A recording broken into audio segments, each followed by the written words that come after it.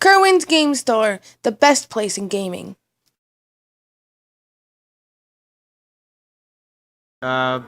We do not know what he's playing.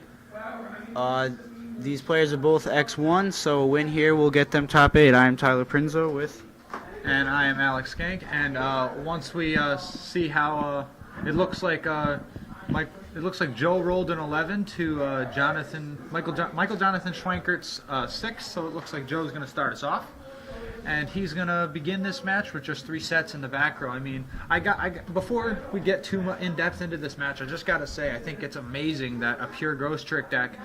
We featured it 2 other times before, and I think it's amazing that he's made it this far. I mean, with all the hype behind Ghost Tricks, and it is 3.5 Fire Fist. Okay, didn't mean to cut myself off there, but I mean, I just think it's amazing that he's taken this deck, taken that Ghost Trick deck, and just absolutely made it work. I mean, but between all the hype from the Madolche Trick or Treat build, and then the Jeff Jones Ghost Trick Spirit build from the Michigan regionals, I figured those would be the only 2 Ghost Trick variants that'd be competitive at all. So to see a pure Ghost Trick deck in any form or fashion is just absolutely amazing. Wouldn't you agree? Yeah, I would actually. It's also nice that Joe is just playing for fun, and as interesting as it is, he is at top tables right now, round 8, with a deck he is playing for fun, but he is about to get 3 axes on, which, the Wombo combo, as we like to say. Yep. Only thing I think he's missing at this point is if he has the rekindling. I mean, but then again, I feel if he had the rekindling, he probably would have gone to something like either Vulcan or Celestial Blue Wolf here. Yeah, most likely. So that way he could end on the Horse Prince, getting the Rooster, and then you can stack the 2 into an M7 to put Spirit back in the hand.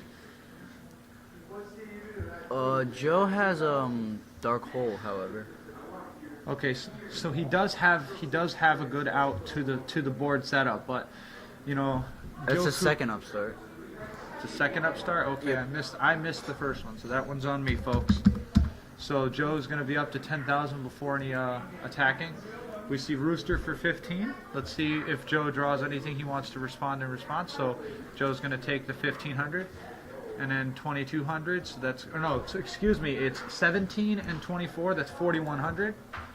That's going to knock him down to, was that 59? Yeah, 5,900. So, and then it looks like he just set 1 and passed. Joe played the Reckless in response to that attack, hoping to draw something like Ghost Trick Mary to allow him to have a defender. So he Dark Holes, and then he sets a monster in another back row, and then it looks like he's going to pass. So the end phase MST on the other Reckless, and Joe is just like, Joe just assumes that he's going to get blown out again the next turn, so he decides to scoop it up. And a very lightning fast game 1 here. 3.5 Fire Fist just opened up really well and was able to establish quick early pressure, and Ghost Trick was never able to catch up. So we will get with you guys in game 2. Alright everybody, this is Alex Skank, and I'm with Tyler Prinzo, and we are here covering round 8 feature match of the Yu-Gi-Oh! Legacy of the Valiant Regional here at Kirwan's Game Store in Catskill, New York. Round 8 feature match is Joe Bogley for the 3rd time today, running his very interesting solo Ghost Trick versus Michael Jonathan Schwenker, and he is running 3.5 Fire Fist. If you happen to miss game 1, or you just happened to blink while you were watching it, you probably missed Michael open up really strongly with setting up an early field presence with Horse Prince Rooster, Tensu, and Gyoku. And he was able to apply quick pressure and an end phase MST the next turn on a set Reckless Greed. Pretty much forced Joe to scoop up his cards. And we're getting ready to start game 2 here, so let's see how Joe is going to respond to this matchup here. Alright, he's going to open up with a duality. And the choice is there. It's either Mind Crush, or Jiangshi. So, do you think Mind Crush would have been a possible, choice to take right there over the Jiangshi, or do you think you would have went with your searcher and took your chances? It depends how well Joe opened. If he has the space for tanky, then I can understand why he wouldn't grab Mind Crush. But if he doesn't have any plays, then he can't get the deck moving, and Mind Crush wouldn't help. He has Crane Tour Guides in hand. Okay, so that at least will give him, he'll have Tour Guide into Tour Guide, which will give him an Alucard play, and then the Crane to pick up a Tour Guide and give him the next Alucard to follow it up. So that's really good. And, we have Gyoku targeting one of the sets. If you notice one of the sets is sideways, that's an indication that it was hit by Gyoku. So we know it will not be able to be activated as long as Gyoku's on the field. And there is Leopard going to get Tensu. So pretty much I have to assume if he's leoparding into Tensu, he either has Tenki or he's got Rooster or a Spirit in hand. Maybe Bear? That's a possibility too. He could throw the Tensu. He could use Tensu Summon, fling it at Jiangshi, and then try to get in there with Bear, unless there's a Spectre looming. But here we go. We have a Regeki break chaining. I believe it's chaining to the Tensu to prevent an extra summon. And there goes the Crane. Oh, it's on the Gyoku. Okay, and then he's going to MST the Tensu. Okay, so now we know it was just a locked up MST. So let's see what he does. Oh, he just passes. So we're going to see Jiangshi flip. And for those that aren't really aware, the best thing I can compare it to is Girga Armor. It flips up, you search for a Ghost Trick and add it to your hand, and it has the ability to flip itself face down. Alright, so we see Tour Guide drop, and that's going to, pull the Max C out of Michael Jonathan's hand. Let's see what Joe does from here. What would you do here if you were Joe right now? Probably summon Tour Guide in attack mode, So for 2,000 and how much Jiangshi has, I'm not sure. I'd probably still make, I probably wouldn't make Alucard, which, if you've seen before, is usually Joe's go-to rank 3. Yeah, I mean, I could understand him making Alucard here because it would be him saying, using Jiangshi and Alucard, or Jiangshi and Tour Guide. He could pretty much make that and pretty much tell him, you don't set cards against me because I will be punishing you for doing that. Okay, he's so making Acid Golem. That'll definitely slow down the special summoning aspect of 3.5. So, and that's definitely going to allow him to oppress for damage. So, let's see what he pressed for here.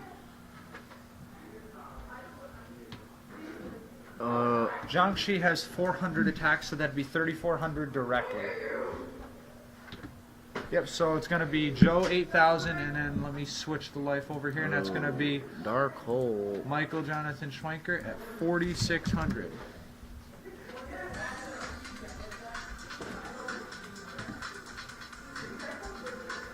And please ignore that. That was me using the Wikia to try and get Jiangshi stats so I could correctly inform you of what was happening, and I got hit by an ad, so we're going to just pretend that didn't happen. And there is the deadly card Rekindling.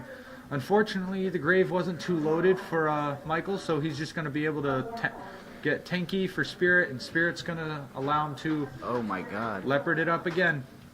I mean, this is why Rekindling had to get hit to 1, because this deck would play 2 to 3, and it would just absolutely dominate.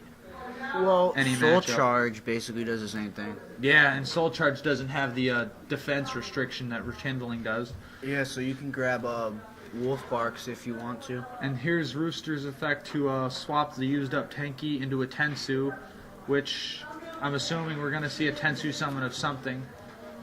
Let's see what comes out. And it's Bear, so we're going to see, is that Mary? Jack Frost. Oh, it's Jack Frost. So that's probably the best thing we could have seen or Joe could have seen, because that's going to prevent Bear from being able to search for another fire formation.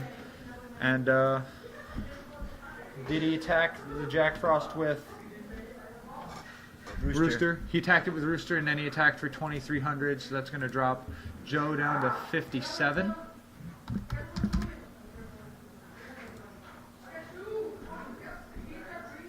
And then, or did he set another monster?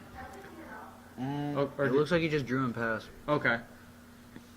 So we see another bear come down. That's gonna.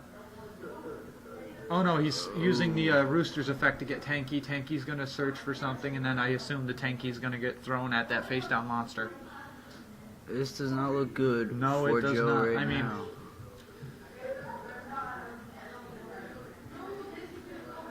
does he have the Jack? Does he have the Spectre to? He does not have the Spectre to protect Jiangxi. Or no, that. Yeah, I think that is Spectre. No, that's Jiangxi. Oh, that is Jiangxi? Okay. Okay, so that looks like game. He does have Mary. Okay, so Mary will at least allow him to put something out there, but I don't think he's going to be able to block it all. Because I mean, the Horse Prince is going to have to kill the Jiangxi, and then you got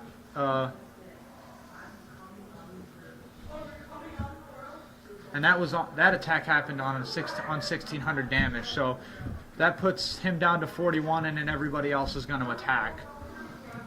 Or is he gonna? So let's see. Let me drop the 41 here.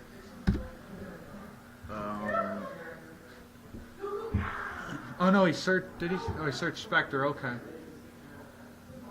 So let me ask my judge here because there's a lot happening really fast. I apologize, folks. There is a lot going on here.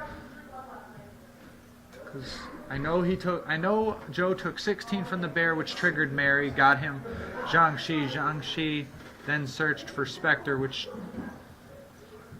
triggered when Jiangxi was destroyed and sent to the graveyard. Spectre then hit the board. Oh, you know what? Spectre probably hit the board after Jiangxi was destroyed, and that blocked up another attack. So he probably is only going to be able to get it. Well, any 3 monsters, and I think that's game from 57. So I've got Joe at 32, and I've got Michael at 36 or 46. Well, this does not appear to be going well for Ghost Tricks, and that was at a Bujinte Kagasuchi. Yep, I don't really see much. I don't know what the deck can do, but if he pulls something out, then yeah, and the key thing is he fearing what I believe is 101, just in case it can come out, he put the Kagasuchi in defense mode, so that way it couldn't be taken. I mean, yeah. Either way, I don't think it would matter because if he already burnt. Oh no, that was last game. If he takes the Horse Prince Kagasuchi with Dark Creator, that's definitely something that can get him back in the matchup. Well, let's hope. Yeah, I definitely want to see a game 3 here. Ooh, Maxi. Maxi in response. It looks like Michael burned through a lot of resources. So you're saying if his established field ends up getting broken, he could be in a world of trouble. He's out of bears, but he does have a wolf bark in hand. Yeah, and I mean, I believe he has Tanky down, so he'll be able to search for anything out of his deck that he needs to win the matchup. So he's going to summon Tour Guide, no effect, and he's just going to overlay. And that's when we're going to see Alucard come down. Going to destroy Tanky? I assume that's what he's going to have to try and do. Yep, he went right after the Tanky because he really had no other play at that point. I mean, at this point, I think I would punch the Rooster and get that thing off the board before it's changing more fire formations. Because, well, Joe's going to be sick when he sees the wolf bark in Michael's hand. Yeah, I don't think that's going to be a welcome sight indeed. So he's going to attack the bear because, actually, you know what, that's probably the better play because I think it's Tensu face down. And if it's it's a Gyoku? Okay, so either way, I mean, all he has to do is get a face-up fire formation, and the bear would have been able to destroy the creator. He'd be able to swing through the Alucard, and the game would pretty much be sealed from that point on. That was 200 damage, so we're gonna take 200 from Michael.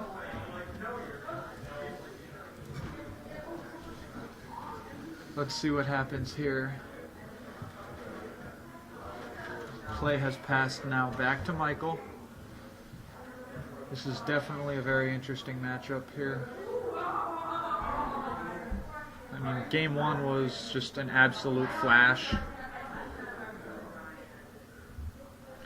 And he summons the wolf bark, and I don't see the anguish we predicted upon the summon of the wolf bark, but the wolf bark is definitely not a welcome sight indeed, because that's gonna stack rank 4. Yep, and Diamond Dyer can target the rooster as opposed to itself, and that's gonna get rid of the creator. It could actually target Kagetsuchi, and Kagetsuchi could detach. That's a very good point. He could do that. And then he keeps all the presents, clears the board, and I think he could attack for game at that point. I think this is game. Oh yeah, you're right. It is. Alucard, that's 700. No, because he's gonna get Mary back from Alucard. Yep. Is Mary in there, or is it just? Yeah, he has Jack Frost, Mary. He has. Okay, so he does have plays. There's the Jack Frost. He just will not die. So he's gonna take 2. Is he? Oh, he's doing. Okay, so he's he only took about 700. Yeah. 700. So he's down to 25. I had to think about that first. All right, the handshake. Oh, and there's the handshake, Joe Bogley and the game is over. So Michael top 8s, and Joe Bogley went X2 with Ghost Tricks. I mean, going X2 with Ghost Tricks. I mean, that's something to be said for that. That is congratulations, Joe Bogley and Michael. It was a good game. That is quite the accomplishment for Joe Bogley, and Michael Jonathan Schwenker running 3-5 gets the top 8. I'd like to thank everybody for watching the stream. Hello, I'm Tyler Prinzo here with I'm Mike Schwenkert. And he just played against Joe Bogley on the last round of Kirwan Regional. He played 3.5 fire. And you played against Joe Bogley, and did you expect to play against Ghost Tricks? I actually knew going in. My buddy played him earlier in the day, so I had a slight advantage. What decks did you play going into? Well, first off, congratulations, top 8. Thank you. What decks did you play going into this event? Mainly Gear Gear. And you chose Fire Fist because they have. Oh, I'm sorry. Yes, what I was playing beforehand. Oh no. Like what rounds were you? Oh yeah, mostly Gear Gear during the rounds. Didn't see water, which I was very happy about. Spell books, and my only loss was Noble Knights in round 1. Oh really? Yeah. Did that discourage you at all? Oh yeah, I wasn't very happy. You lost round 1 and 1 out. Yep. Is this your first top 8? Yeah, first top 8 at a regional. Alright, nice. So, why'd you choose Fire Fist at this event? I've been playing Fire for pretty much about a year. I originally wanted to play Ghost Trick Spirits, the deck that Jeff Jones and Boyaja were playing. But my Ghost Trick Marys didn't get to my house on time. Well, I guess you're happy that because you did top 8. Why not?